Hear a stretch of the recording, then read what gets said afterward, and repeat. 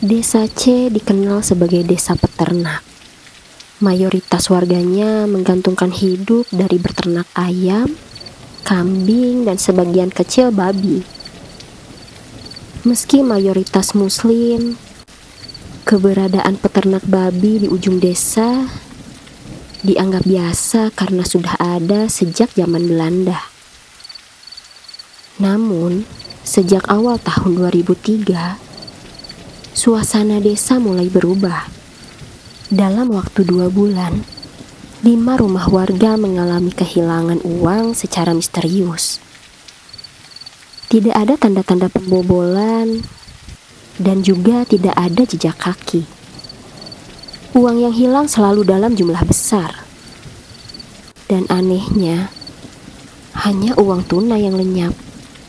Emas, barang elektronik, bahkan dompet tetap utuh. Warga mulai curiga. Beberapa orang tua mulai membisikkan satu nama yang selama ini hanya jadi dongeng pengantar tidur, yaitu babi ngepet.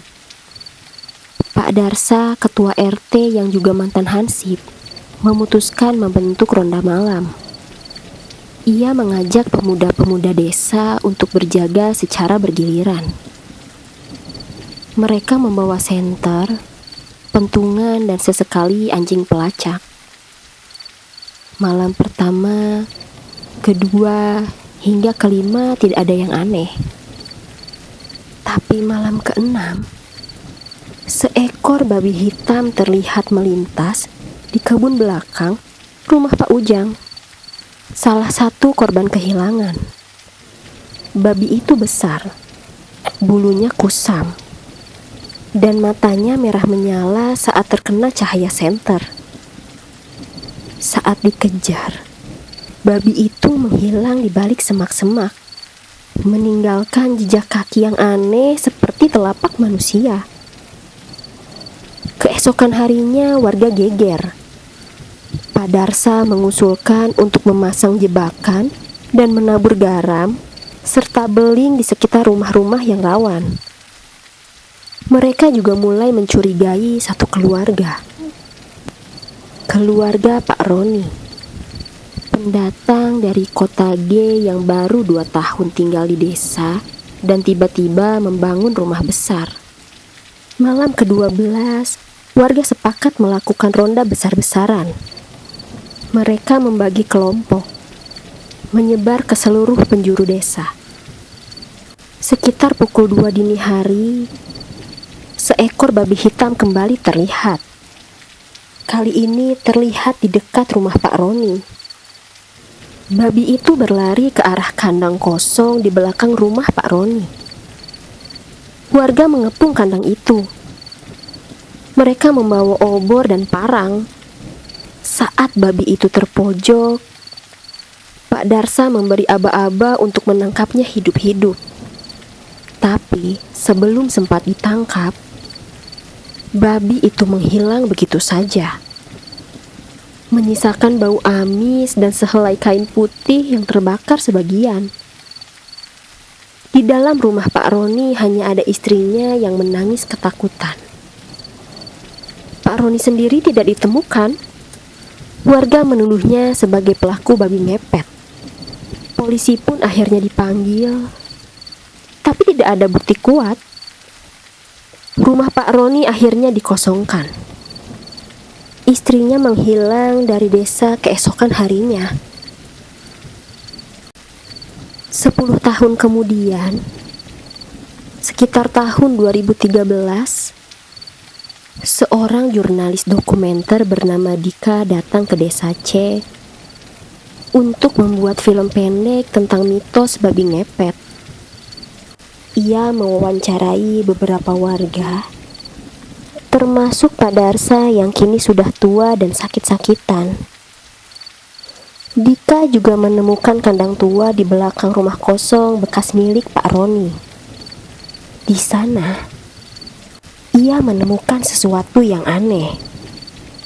Sebuah lubang kecil di tanah, ditutup papan kayu dan ditutupi ilalang. Dika menggali lubang itu. Di dalamnya ia menemukan sebuah peti kayu kecil berisi jimat, rambut manusia, dan buku lusuh berbahasa Sunda kuno.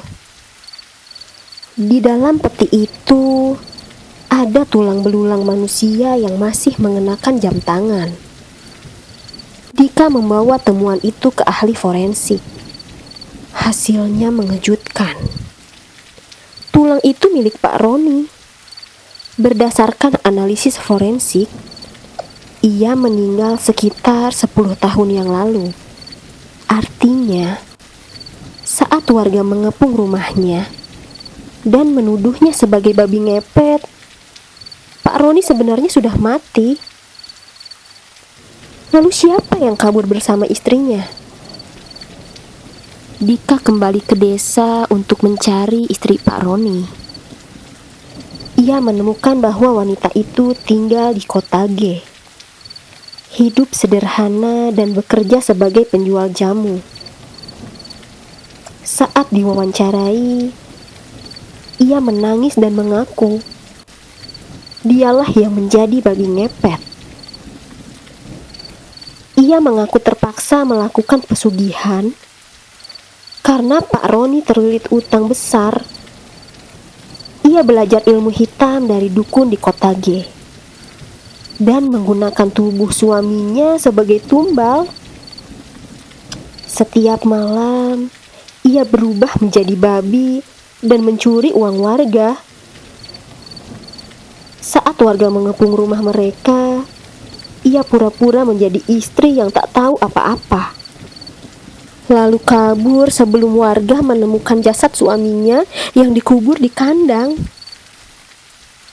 Setelah mewawancarai istri Pak Roni, Dika kembali ke rumah.